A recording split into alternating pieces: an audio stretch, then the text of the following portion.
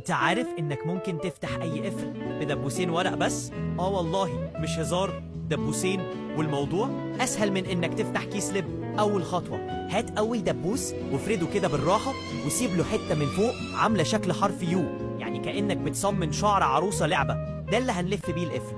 الخطوة التانية، الدبوس التاني افرده من طرف واحد وبعدين عوجه كده سنة لفوق شبه صمارة، بس بدل ما تصطاد سمك هتصطاد بنز.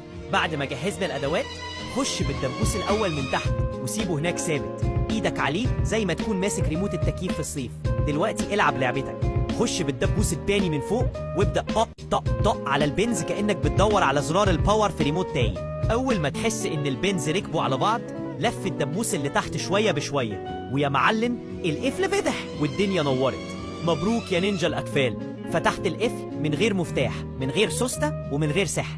بس بالله عليك، لو القفل مش بتاعك سيبه في حاله لحسن تتحول من صاحب التكنيك لصاحب التابوت. لو عايز تتعلم حاجات اغرب من كده، اعمل لايك وفولو